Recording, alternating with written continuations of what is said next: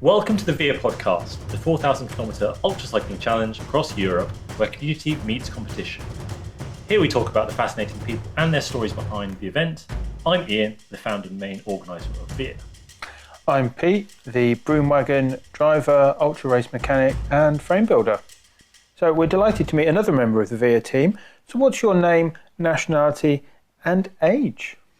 I'm Ingeborg, I'm Norwegian and I am 43 years old very soon. What's your role? So I'm mostly behind the scenes and then I pop up when VIA happens every year in the summer and spend my full holiday on helping out running it. So it's a really relaxing and rewarding way to spend your summer holidays. Yeah, I think all my colleagues find it absolutely baffling to hear that, they're going off to the beach or they're doing something relaxing, and I'm telling that we're driving around Europe, not sleeping very much, and at the end of it, I come back to work with a big backlog of things I haven't done and feel absolutely exhausted. Not to mention being mom. Yeah. Yes. That also happens, but that happens the rest of the year. So you're really selling this life of an ultra race organiser. Some people talk about football wives. I'm, I guess, the ultra cycling organiser wife. Hey, it was your idea in the first place, as well.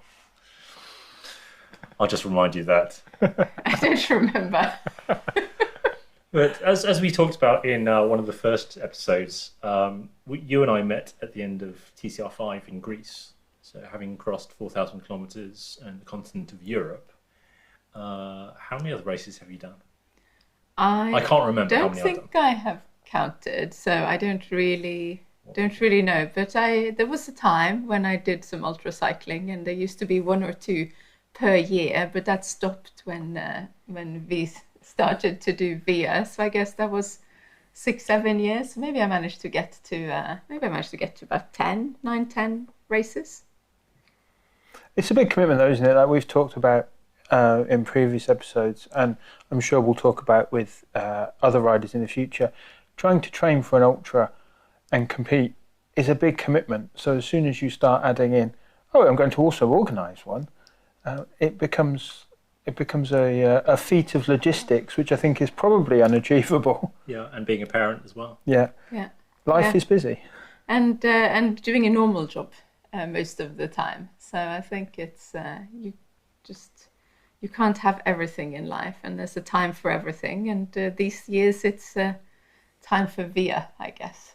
And our big house move to Norway in the summer, which is coinciding with VIA Chapter 3. So you're organising a lot of that because being from the area, from the next town of Øster, next to Volda. So that's actually really exciting. I don't think too many people choose to do a house move at the same time as organising an ultra cycling race. So that's a new world first, I'd say. But what's really nice is that we get to invite everyone to come to our new home, where we are planning to spend the rest of our days, and I plan to get back into a bit more cycling, but also be able to do hiking and swimming and skiing and all the other things that come with living there. So we look forward to showing everyone the place. I look forward to showing people the place where I grew up, and all the nice things you can do there when they reach the finish of VIA. Yeah, we're organising a lot of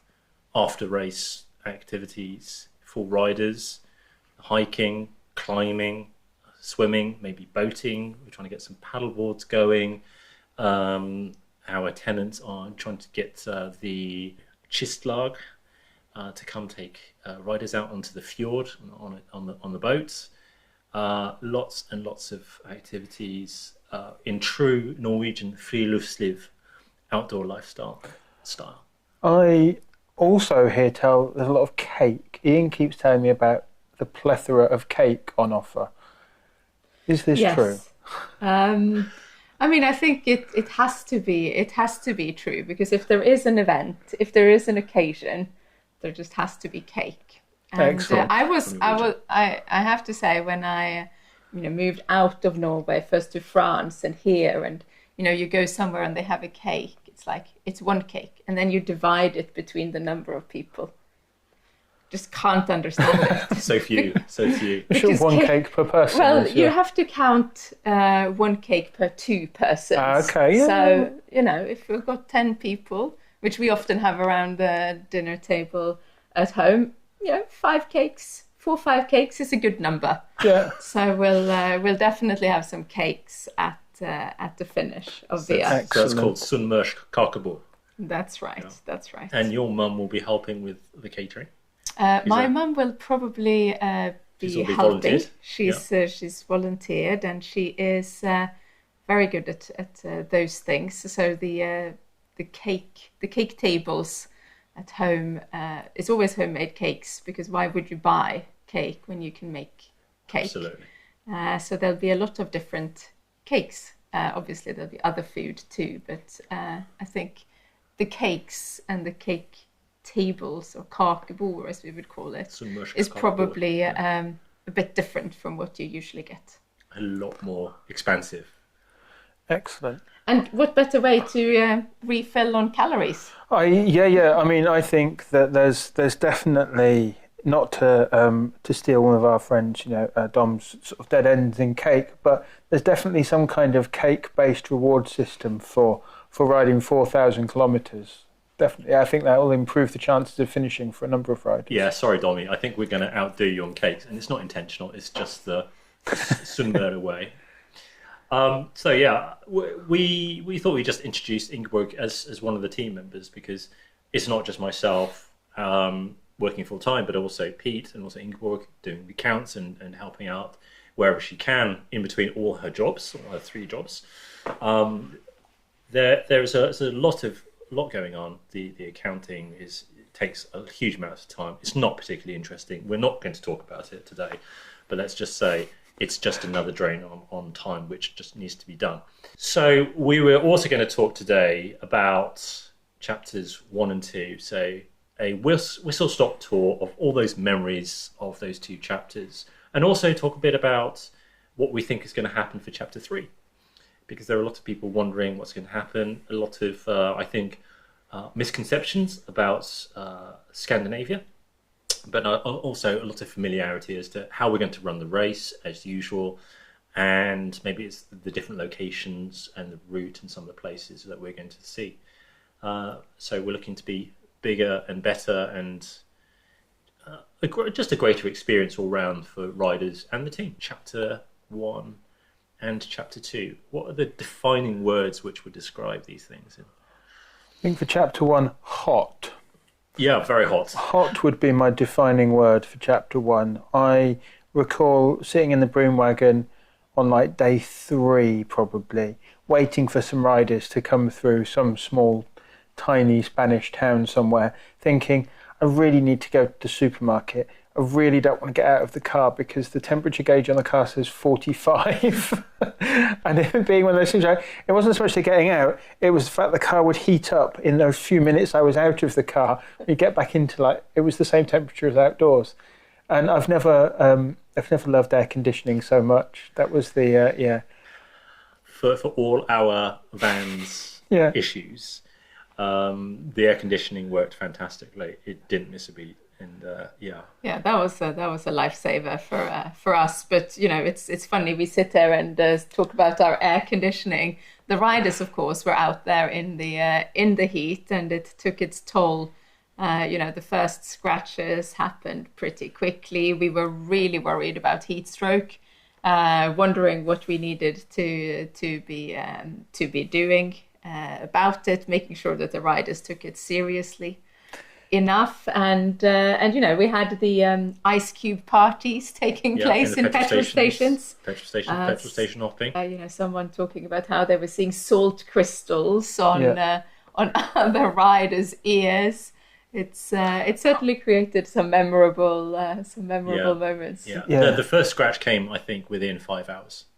and that was him done. It was hellishly hot, wasn't it? That first 2 days was, and it was that.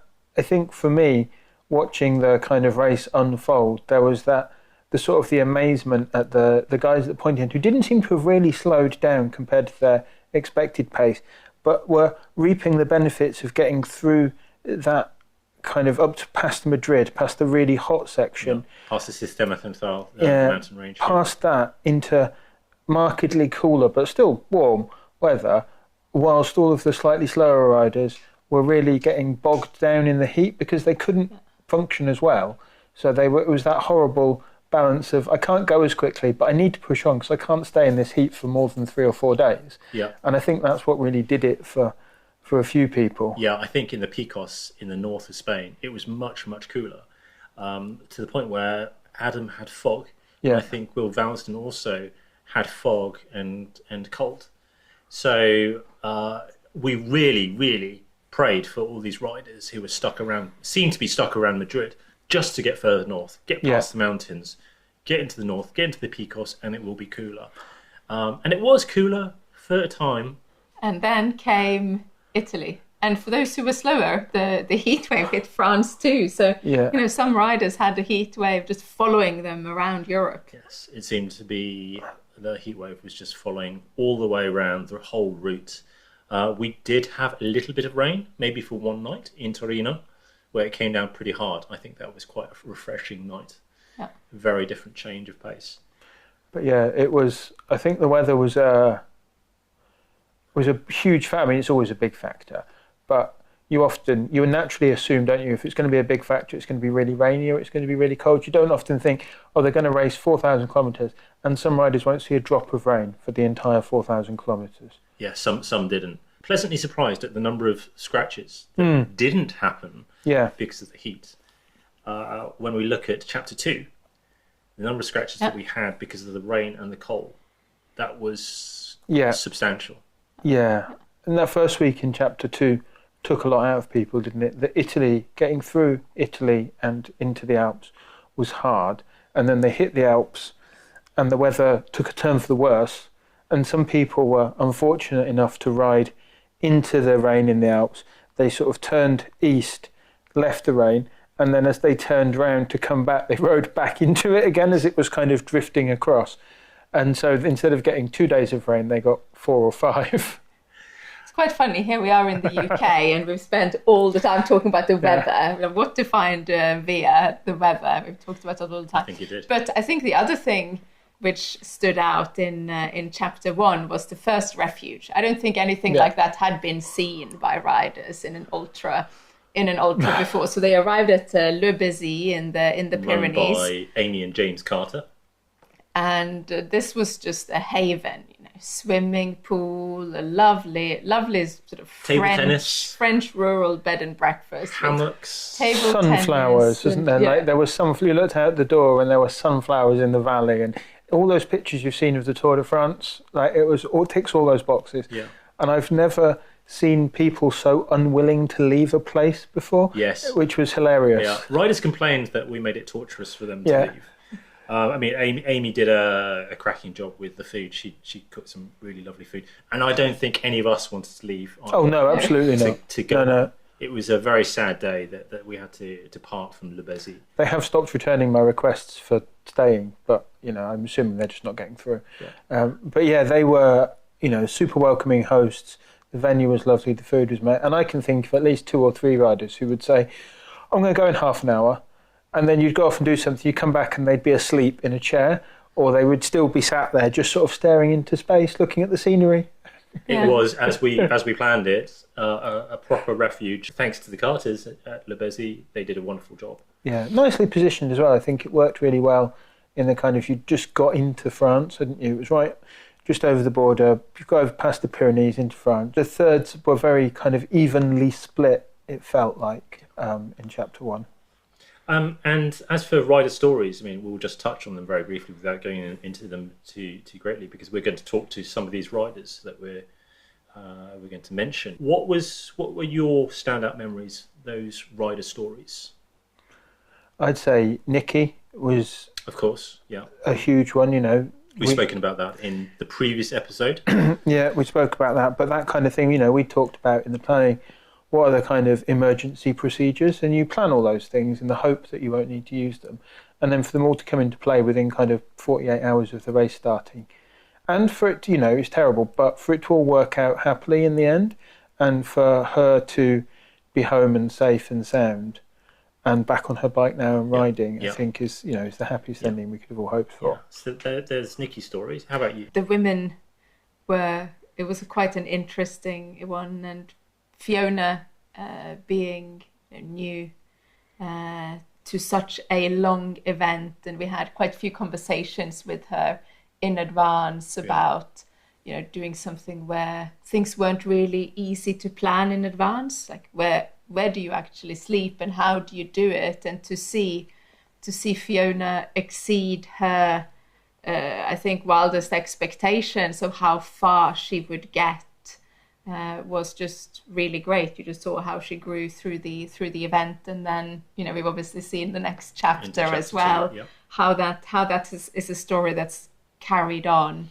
That's massive. A nice one for me. Yeah, it's a massive credit to Fiona's resilience and the growth of her character, the growth of her confidence, and we played a small part in that, I think, in both talking with her before the race and working with her coach Jasmin Müller, and directly having that conversation with her coach.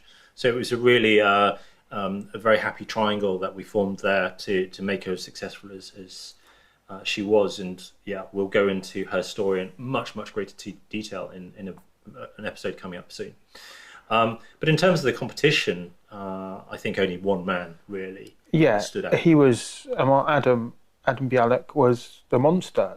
I genuinely, in those first 2 or 3 days, every time you looked at the tracker, you're like, how is he there already? And you'd be looking and you'd have jumped further ahead and further ahead.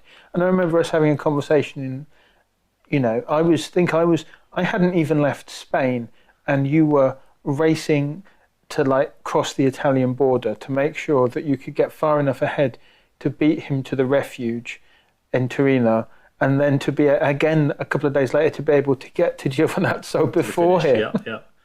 It seemed like for us, us two trying to get ahead of Adam and trying to stay ahead, making sure we open those locations up, was our race. We were racing a man just on a bike who was sleep deprived, and he managed to finish in just over 9 days, and it was a dominant fashion that he won. Absolutely. I don't think there was anybody who came close. No.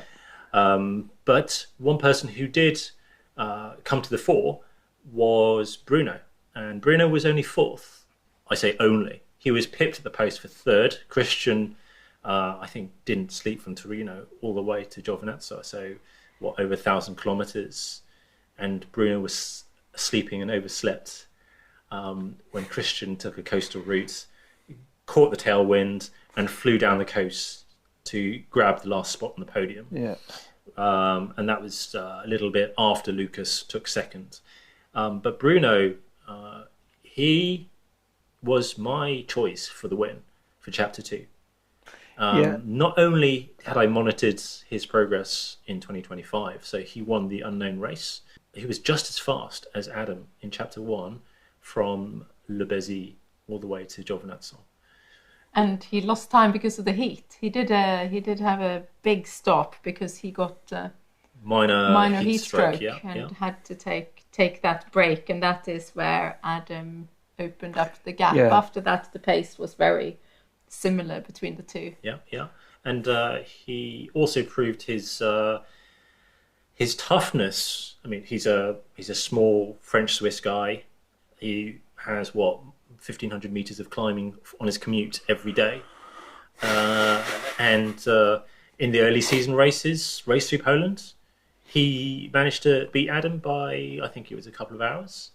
And then beat Christoph Strasser in the unknown race. So he was a hot favourite that I'd been watching for some time. But yes, what do you remember of Bruno's victory in Chapter 2? Start watching essentially the front half of the race was very much this is Adam's race to lose. Like Adam's got this, and then Mark went off, didn't he? Mark Buchel went off like a rocket, and then suffered the dog bite. The dog bite and a delay. Huge delay, yeah. Antibiotics also really messed up his stomach. Yeah. And then it's very concerning for us. It kind of all to play for from then on, wasn't it? That felt like the big game changer where for me, where Adam and Bruno really sort of pulled away. With Lucas, I think. Yeah. That first. Well, Lucas has had one of his touring moments, hadn't he? In that first, after day 2 or 3, where he'd overcooked it a bit, and he had the conversation we'd had the previous year. I'm going into touring mode, and then 48 hours later, he was back in race mode because he felt someone creeping up on him, and so he went again. And but yeah, watching those two, Adam and Bruno, chase each other across Europe was unbelievable. You could not have scripted it better for how it came down to the finish. Yeah, I mean, meeting him at the second refuge in St. Gallen, so almost 3,000 kilometres in. And from my perspective, having seen Adam leave St. Gallen, the refuge wonderfully hosted by Dominic Bockstaller of Dead Ends and Cake fame, watching Adam leave and then seeing Bruno arrive, 20, 30 minutes later? And Bruno just looked so despondent. He had lost his payment card. He had a damaged phone, which was just so wet because of all the rain in the Alps. He thought Adam was 8 hours ahead of him, and he had arrived with his favourite nutrition. His bag of sugar, not just any sugar, some sort of special sugar you get in Switzerland for making jam that we didn't know about. But Dominic said that's like it becomes a jelly in your stomach. He was horrified to hear about this type of sugar. But Bruno had bought it because he only had 20 euros in cash. 20 euros that he thought needed to last him from St. Gallen until the finish over 1,000 kilometers in the Netherlands. Yes, and therefore sugar would be the best sort of value for money calories that he could get. So this was his plan when we saw him, and he was down when he came in. His bike wouldn't charge either. His Di2 didn't charge either. The first refuge, yes, and it was suffering from that typical 12-speed Di2 problem. Water Not 11-speed, doesn't have the same problem, but water charging issues with that 12-speed Di2. So he'd had lots and lots of issues, and I think when he looked at the tracking on one of the computers which was publicly available to all riders, he saw that. He remarked to me, Adam's just left. Yeah. You can see it on the tracking. Yeah. I didn't tell him, he saw it himself. Oh, and that expectation of losing, thinking that he was going to scratch. This is what he said to me. I was thinking about scratching. Only have 17 years left. I can't call anybody. I can't buy anything. And then his phone starts charging from 0%, and he couldn't charge it in the hotels that he previously stayed at. So it was charging, and then suddenly his face lit up.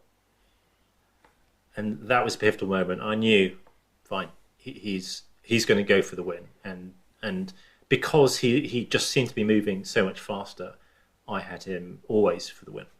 It was close though, wasn't it? Yeah, and very different strategy. So Adam is more like a clockwork guy, whereas Bruno rides very fast, but also takes long sleeps, and sometimes, as you said, also on chapter 1, oversleeps, and that made it certainly very interesting to watch when Bruno goes to sleep and sleeps for 8 hours, and Adam, increases the gap, and you're wondering, has Bruno slept too long this time?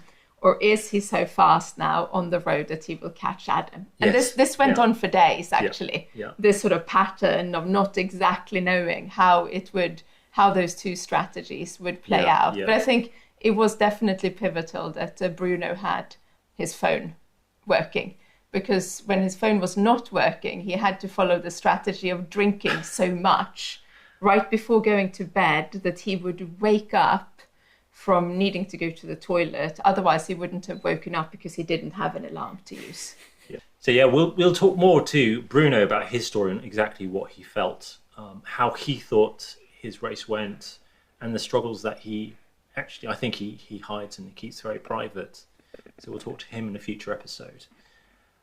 So what else can you remember about, some of the wonderful people and places of chapters 1 and 2? I'd say that, I drove from Leicester to Cartagena across 2 days, giving a lift to one of the riders, and then picking up one of our volunteers along the way. So I drove from Leicester to Oxford to collect a rider, to the ferry at Newhaven, got the overnight ferry, slept for 5 hours, drove to the Pyrenees, picked up our volunteer, and then drove from the Pyrenees to Cartagena. And the weather just got progressively warmer as you moved further south. Warmer, hotter. Yeah, and it was, I'd never driven that far south in Spain before, and kind of you arrived into Cartagena, dusty, and then this huge grand sort of town centre with these amazing buildings and this wonderful city wall. It's beautiful, isn't it? Yeah, the history was just, I would really like to go back and spend more time there. I mean, we did our reconnaissance, obviously before chapter 1 even started, and we were so impressed with the amount of culture and history. It was a beautiful city. It's a really pleasant city to spend time in. Yeah. Yeah. It goes back through the Roman times to the Carthaginians and beyond. We've already talked about Bézy as being a wonderfully welcoming location. And then the Velodromo. Incredible. Franconi in Torino. Incredible. Yeah. Gotta love an outdoor velodrome. Yeah, I mean, I didn't get to experience it, but the photos were amazing when the team actually got on a Brompton and rode around the velodrome. When there weren't too many riders that were arriving anymore. That was just, the photos looked incredible. I got to have a go on a penny farthing. Yeah. And also, more excitingly for me, was going underneath the velodrome where they store all the bikes. And so you could go under and you're underneath the concrete banking for the velodrome, and you can see all the bikes hung up and the history just of cycling, just lining the walls of this amazing Philip velodrome. Organa used to... I believe so, yeah. The current hour record holder. He trained there. I believe so, yeah. And his career was launched there. And even the Giro, they started at least one stage there that year. Yeah. In 2024. Yes. Yeah, incredible venue, and such welcoming volunteers. They were really welcoming. But I think you missed out, Pete, on the meal that they put out for us. It was a gorgeous meal and it was totally unexpected. But a number of the staff, they hosted a meal, and I think Lucas, Will Valsden, they sort of arrived as riders in the middle of this meal that the velodrome had put on for the volunteers, and it was a delicious meal. I can't even remember what I ate. I just know it was delicious. Very good pasta. Very good pasta. Fantastic. And Giovinazzo. Again, we had done the reconnaissance there. We had met some of the municipio, some of the municipality staff. We'd met the mayor, the deputy mayor, and lots of friendly people. So for us, again, it felt like a familiar location to come to. But they were super, super welcoming.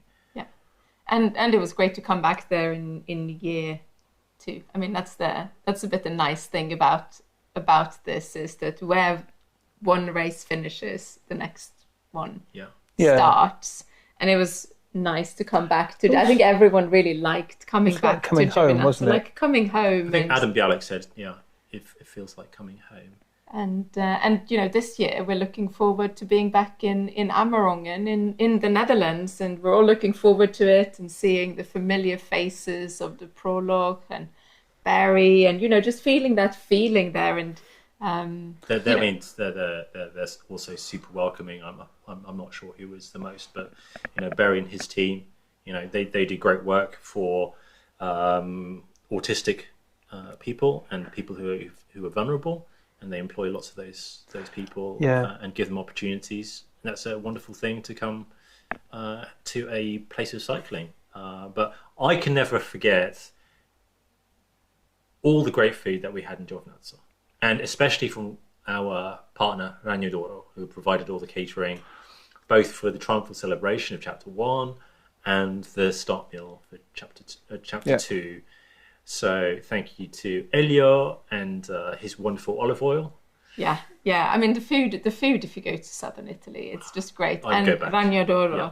I mean, they did a fantastic job with the meal at the start and at the finish. Just the care they take with the quality of the ingredients. It's real Italian pride. Yeah, I think the feeling of welcome there was unbelievable. And the same at the prologue when when you arrive at the finish, and as when I come in the Broomwagon, I'm arriving slightly later than you guys, and they've you've been there a couple of days, maybe 3 days.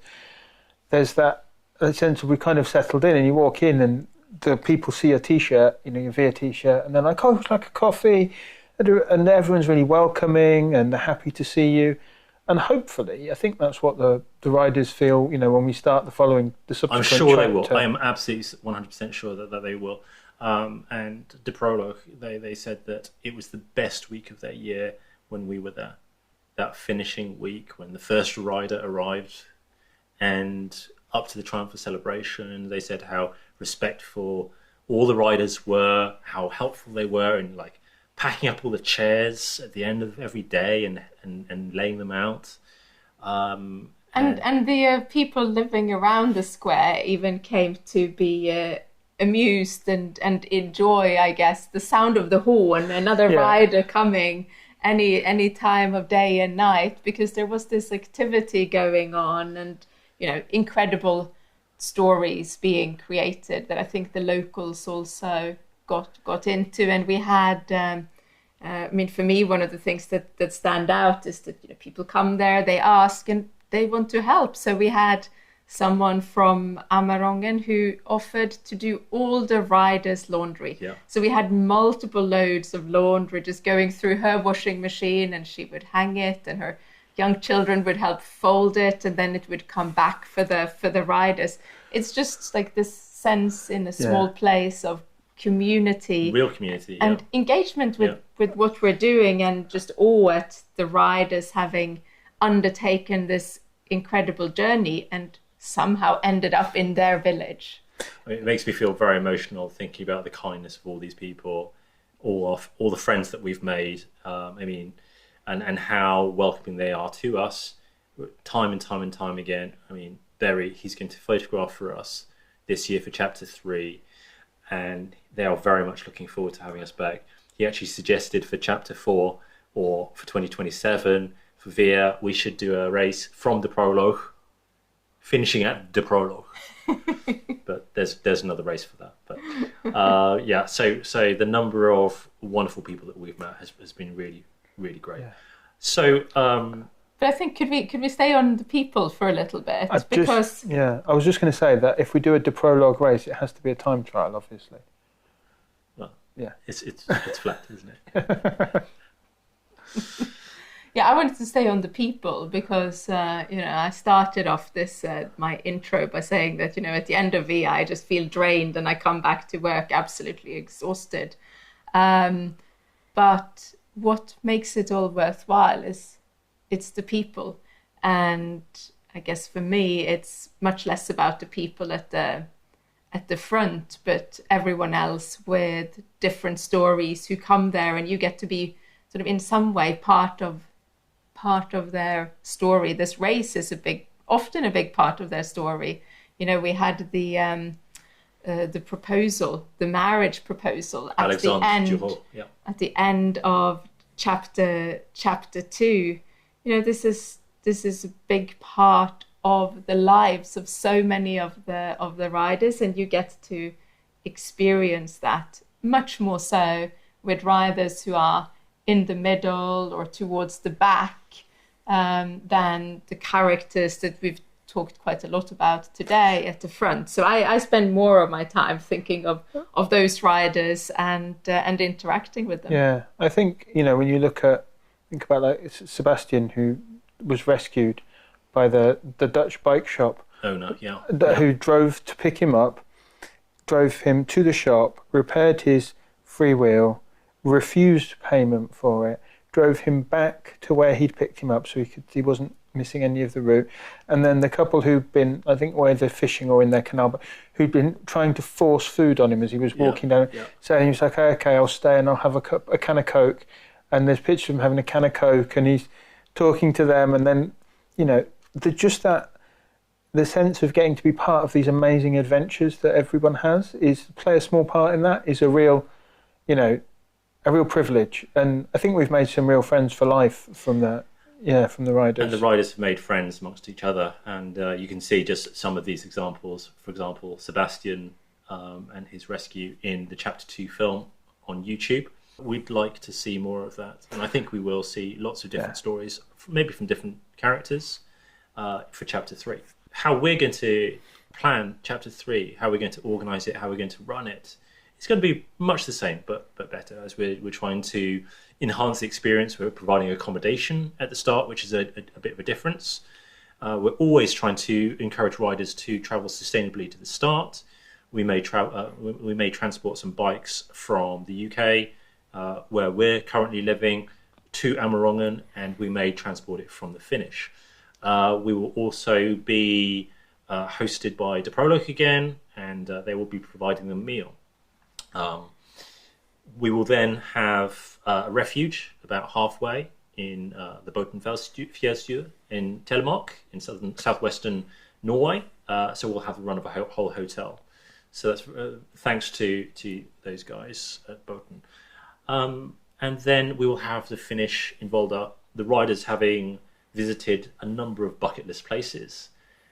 These are places which influencers absolutely dream of. But the finish will be at our farm in Volda, in Eikrem, Volda. So what really stands out for you guys as a major difference this year? I think for me, one of the most exciting things is the adventure route. I think this fixed route that we're offering is a wonderful way for us to further build that community by giving people that stepping stone into ultra racing. So you may have raced 1,000-kilometre races. They're not 10 a penny, but they're relatively common. It's not super hard to find. Sprint races, yes. Yeah, it's not super hard to find those, but to find something in that middle point between 1,000 and 4,000, which, let's be honest, is a huge step up, is really difficult. And also, because we're offering a fixed route on that one, you're able to set your goals for every day you can be very clear about what you're aiming to achieve every day. And I think that makes it, for people who may be more time pressured, that makes it more accessible. And for people who may be not so confident in their route planning and they're not so confident in traveling across multiple countries unsupported, all those things add to that level of sort of accessibility and equitable access, like we talked about with what the Broomwagon's there to provide. Yeah. And that's a really exciting, hopefully we'll see them again the following year, maybe coming to do a 4,000k race, or they'll be there for more 2,000s and 3,000s and inspired to do more things and realise that, you can do this stuff if you're organised and you train for it. Yeah. And I think you've made lots of good points. It's important to clarify that the 4,000-kilometre race is still free routing. That's still running. And everybody leaves at the same time. The adventure challenge is 2,500 fixed advisory. They can deviate, from the route, but they must still reach all the mandatory locations, like the refuge, and they need to get to the finish. So they will have a slightly shorter challenge, but we will all celebrate together at the Triumphal celebration at the end of Chapter 3. And are there any places which you think will stun the riders? I mean, what's top of the list for you guys? This is a funny one, because these are all the places that I have not had a chance to cycle As myself. I didn't really cycle when I grew up. Well, cycling was a form of transport, not some sort of leisure activity to enjoy. And it's only after I moved to the UK, ironically, that I started cycling longer. So I'm very jealous of all the riders, and they are going to go to Lysebotn, they're going to go over mountain passes, they'll see fjords, they'll be taking ferries.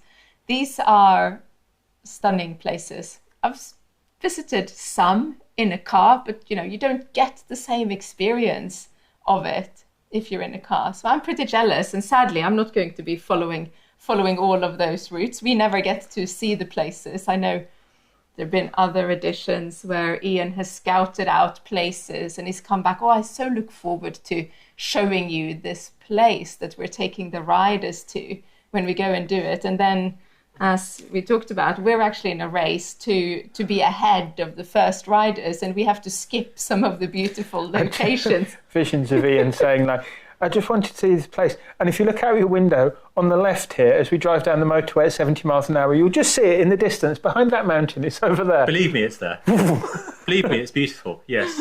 Maybe one day we'll go there. Here are some pictures I took of it when I went. But I think there is a good reason why a big part of this year of Chapter 3 is in Norway. There are a lot of places to see. The roads are not crowded. I think it's hard to find both a sort of free route and just a road event in general where you have not got the worry of drivers or there being a lot of drivers. We can't check everything. We do our very best to have locations that will make sure that riders are not in the most highly trafficked areas, but you just don't know what it's like on a holiday or a Sunday or a Monday or at 7 a.m. or at 9 p.m. There are places where it depends on the time of day that some riders get to a place. But in general, the places that they will be going in Norway, they will be able to experience beautiful places, not a lot of traffic, and stunning scenery. It'll be hillier than the start in the Netherlands. More mountainous. That's for sure. It is going to be more mountainous. So the second half this year is going to be the more mountainous one. But the more beautiful. But the more beautiful. I mean, that's one of the reasons why we are moving there, is because we open the curtains and peer out the window and we can see fjords, we can see mountains, we can see forests and maybe a ferry and very few people, and it's so quiet. Absolutely stunningly beautiful. So that's why we're taking people to Norway with us, is to share that experience with them. Yeah, and I think the sheer number of riders that we've got returning again to complete the trilogy, let alone people who've just come back for 2, the people who've chosen to give us, what's going to be the best part of 6-7 weeks of their lives to come and race something that we've put on, is a, incredible compliment. And I think that the thought of getting to share all these places and hear these stories from the riders, for me, that's the highlight, is when you hear about their experiences and they tell you about the times they were on a climb and someone else was coming down the climb and they've stopped and chatted and then they've carried on, or they've had this serendipitous encounter with somebody in a shop where they've not been able to find something and someone's shown them where the nearest bar is, or they've got to the pizzeria just as it's opened or just before it's closed. All these sorts of wonderful kind of little micro adventures that happen within it are the real joy.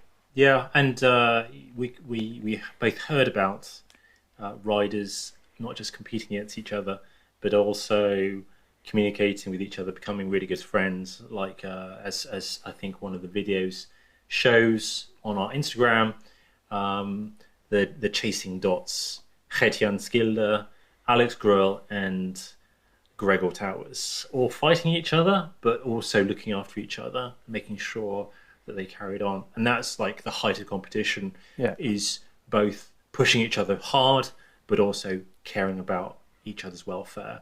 And then we had Sam Muscat, we also had James Benson King and Philip Hannock, all encountering each other on a mountain, Sam descending, the other two ascending, and for just a few minutes they all stop and the race ceases, just for then a little truce, and they ask how each other are doing and what's happening with them, and then the race continues. And that to us is how any ultra race should be. It should be both friendly, it should be about relationship building, the here and now, trust, competition, but number one is community.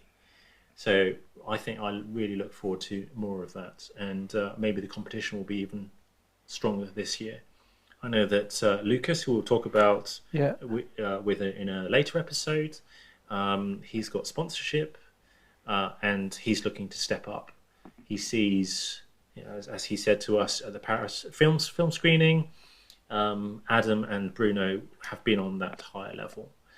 Bruno and Adam, that will be a hard competition. I know who I would plump for the win. Others may disagree, but we will see how their seasons progress. See how wrong they are. Yeah. But I think, you've got those kind of, you've got Mark, haven't you, and Lucas. Lucas Baker.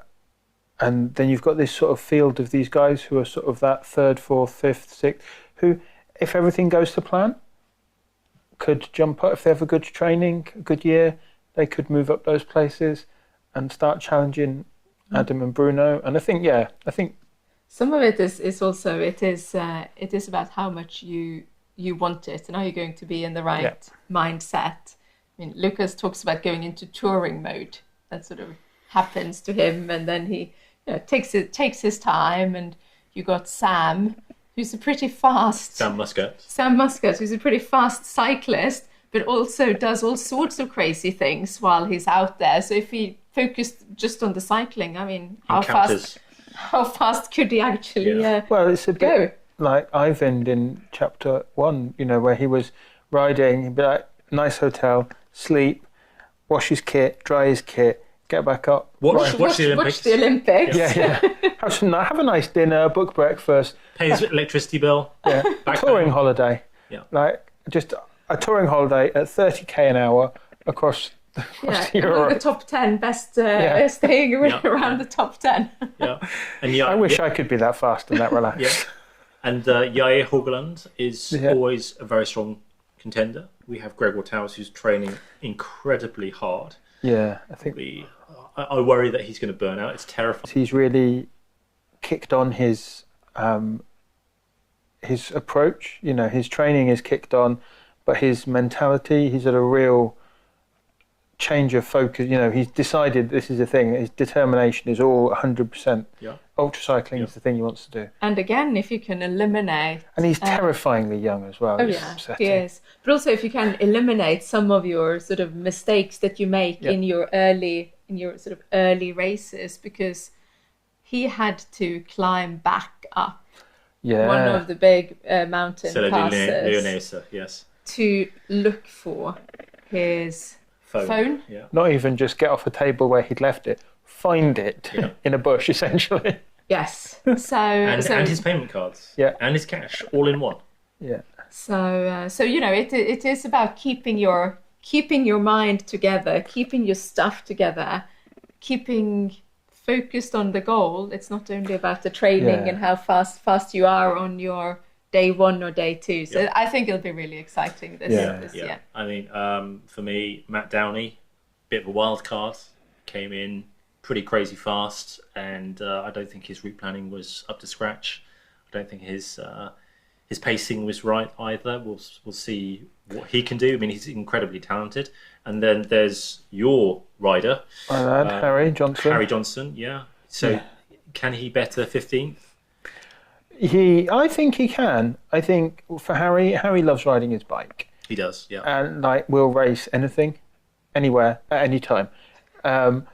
I've never met a man who is so enthusiastic about racing, anything, track, cyclocross, gravel, ultra distance, whatever it is, he will do it.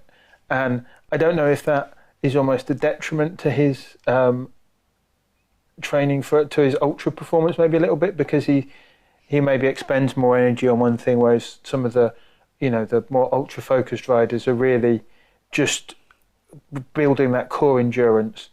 And he's, I think across 3 days, he's probably up there with the best. But maybe as we get into the longer kind of second week, starts to tell a little bit. But 3rd year of experience, he's improved so much from year 1 to year 2. Yeah. From DNF to 15th. Yep. Yeah. That I think he's very young. He's learning all the time, and he wants it. I think it's like you said, it's how much you want it. It's a process, isn't it? It's how much do you put into your planning and your process for your efficiencies off the bike. Yeah. And so you don't, like Gregor did, drop stuff, or you don't have to turn back because you've left your wallet on a table, or you don't oversleep. And how do you tidy up all those little things to then make that big gain? You said you were going to sort of bust some myths about riding in Norway. Yeah, so I think one of the misconceptions of Norway is that it's really expensive, that everything is super, super expensive, and it's always wet and cold. So, for example, in January, when you'd returned to England and I was still in Norway working on the farm, I had nothing but sun. I know, it was sickening. For, it was raining here for 8 weeks. Yeah. I had sun, and it was beautiful and dry. And you just had floods Yeah. here. Was he offensively cheerful when you spoke to him as well? Yeah. Because every time I spoke, he was in a really good mood. Yeah, It he was really kept upsetting. sending me photos Yeah. of beautiful sunsets. Look at how nice this is. Look, I've taken my saw outside so Yeah. I can enjoy the sunshine. We did have a great conversation where Ian phoned me and said, should I buy one of these saws? I was like, only if you promise to be careful and not cut off all of your fingers. I've still got all digits left. Yes, I think the weather as well last summer in the Alps. In fact, even further south in Italy, Yeah, from it kind started raining. I'd say, yeah, from northern Italy, once you got past Emilia Romagna and into the kind of the start of the Po Valley, from there up, it rained. Yeah. And Norway had 10 days of 30 degrees plus.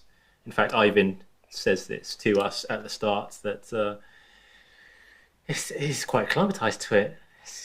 I'm ready now. Bring it on. Normal temperatures in Norway. But we don't know how the weather's going to be. Nobody can predict the weather, especially with the amount of climate change that we have. And that's one of the reasons why we encourage all our riders to travel sustainably, and we try to assist in that with helping to transport their bikes, signposting them to ferries, buses, trains, and so forth, rather than flying. It is definitely our preference that they use these sustainable methods to move around, car sharing as well, rather than flying, because we do take our responsibility to climate change very seriously. So we'll talk more about Bruno, about his experience and exactly what he felt, because he actually has lots more, shall we say, struggles in his life than he would reveal in the first place. But yeah, it was an exciting exchange of the lead from Mark at Montevergine being bitten by the dog, and then Bruno taking over for the next almost 2,000 kilometers, and then Adam taking the lead and holding it all the way into the Netherlands. But we'll conclude that story later. So thank you for joining us on this whistle-stop tour of chapters 1 and 2 and a sneak preview of chapter 3. To all our listeners, you can email us a question at info@via-race.com, whether you're a rider or a member of the public. And to help support the podcast, please like this episode and give us a follow on Spotify, Instagram, Facebook, YouTube, or visit our website, or do all of them.